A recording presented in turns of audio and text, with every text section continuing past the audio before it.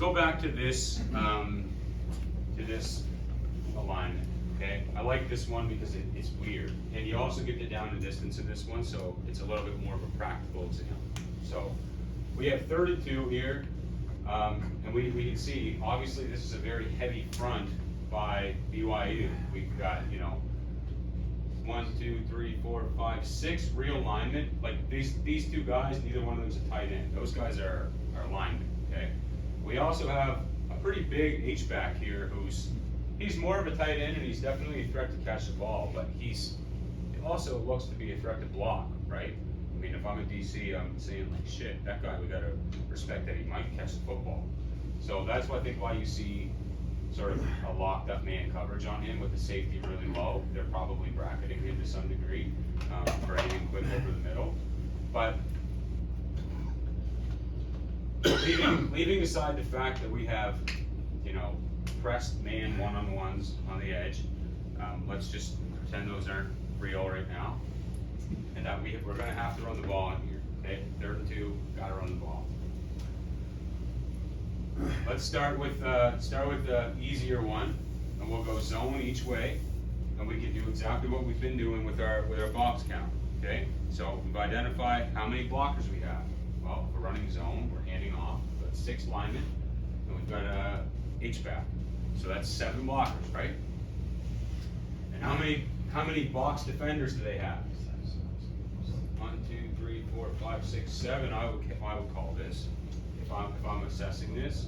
And these guys are kind of like, they're problems, but because it's a 3rd and 2, I wouldn't worry too much about these 2 guys. And I say that because, again, the practicality of this really comes into play when you're talking about who you're going to add to your count, who's most dangerous. That's the principle we got to always stick with.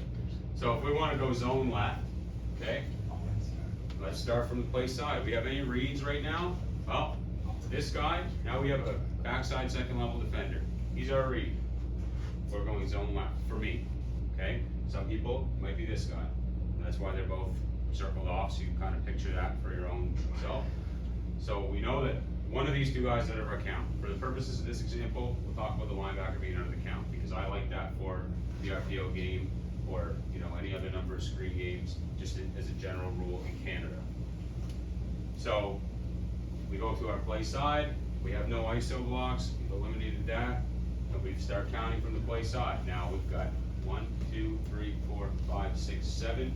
For there, 1, 2, 3, 4, 5, 6. Which means we got to have a double team somewhere. Okay? Now, if this is going to be an outside zone, this double team is going to be here. For these purposes, this could be an inside zone, and it is very tough to see sort of where he's exactly aligned. Like, I think that his hand over top of that hash is a little bit deceiving because I feel like he's matching him, but I can't really tell from this angle. But the point is, we start going from this side. So if we want to say the play side is inside, tackle's going to try to sort of work up to this guy, drive him out, get a double at that point of attack if we want. These 2 guys have the next 2 guys down inside. So we're working here. Okay, now we got center guard working for the next 2 guys down on the line, and our tackle working to that backside end. And we leave this guy on block. Now I don't really like running it this way. I think that it's a little bit difficult. I think we've had some what I would call scoop blocks where you're sort of doubling inside from away. So like if we have zone that's aiming to go here, and I'm the left guard and left tackle, we're having to scoop inside leverage from away, which obviously you have to do sometimes, but it's not ideal. We would always rather be getting down push, in my opinion. It's just easier angles, it's easier blocks. So if we run it to the right, and we want to go inside zone with it, now, again, this could be your unblocked defender. It's not going to be mine. The unblocked defender is going to be this guy, and that's because of our PO offense. But that's doesn't have to be your philosophy. And you might say that in certain circumstances, with an extra lineman, maybe this guy is less dangerous than this guy. So again, we talk about it both ways.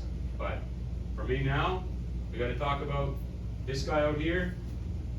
He's down here. That's our first guy. Okay. Our next 2. Got to get to the next 2. next guy's gotta get here, next guy's gotta get here, next guy's gotta get here. This is a shitty formation to run inside zone against, is my feeling on this.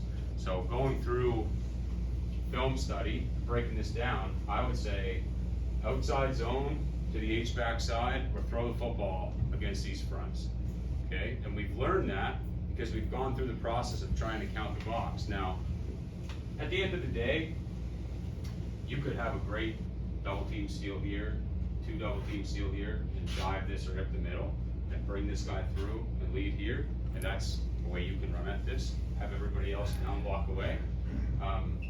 If they're gonna give you a bubble like that, I don't know these guys' personnel, don't know if they did that or if they didn't, but as I look at this, I think seal block here, down blocks here, double team to down block here, pull this guy through for your safety. I think that's great numbers, and we just cancel down the line as well. But we only get there from repping this formula and from understanding sort of like, why are we doing the things we're doing? Where's the best place to put this football? Again, ignoring the fact that we have press man on each of our wideouts. We could probably look at throwing the football as well. So is there any questions about any of this so far? Okay.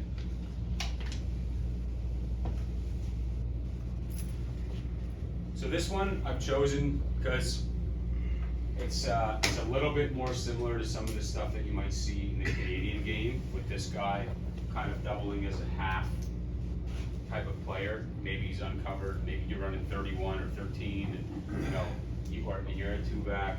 Obviously this is a 12, but I really like this because it kind of gets to our point of who's in the box. So is this guy in the box right now?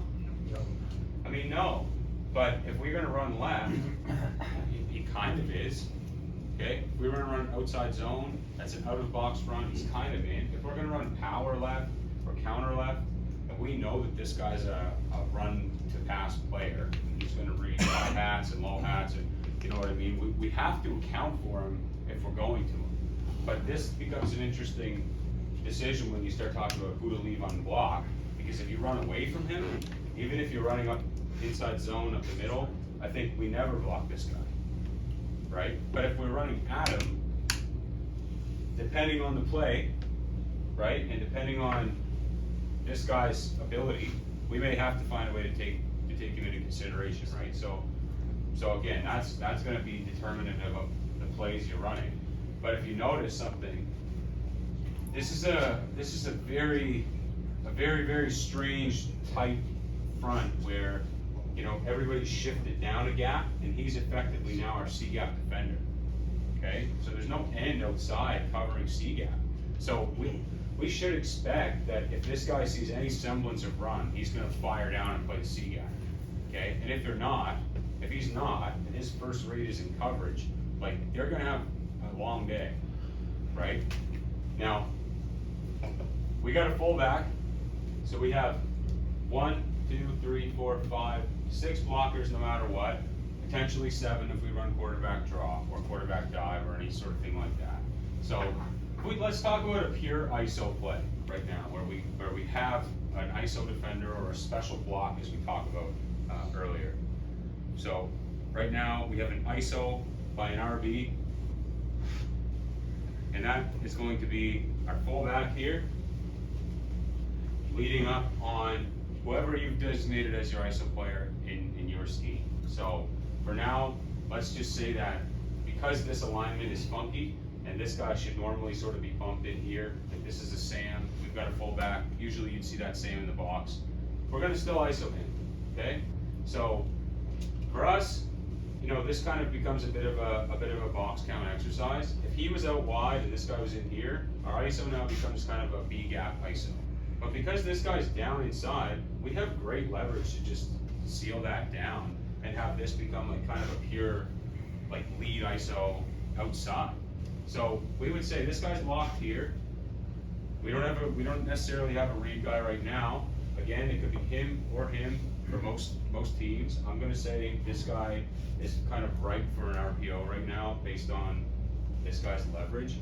Like, he's gonna be breaking on anything hard inside. Obviously, we can see he's got his ass to the sideline, but that is because we know this guy's a downhill defender, and they're probably expecting RPO. I think this is Oklahoma, so I don't know what year this was, but you know, let's say he's the unblocked defender for these purposes.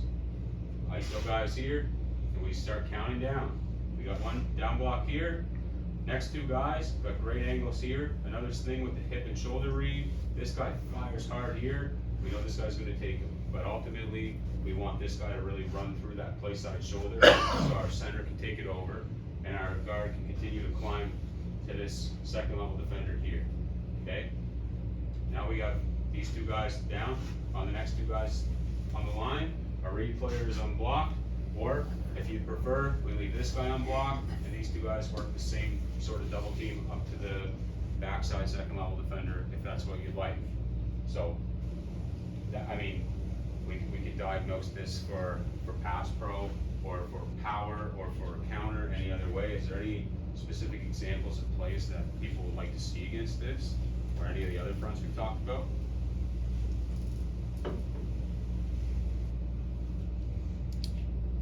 How do you determine which one you would want to keep out? Is it just the speed of the player, like that backside guy? You know he's super fast, you're going to keep on him because you know he might come to the back or run?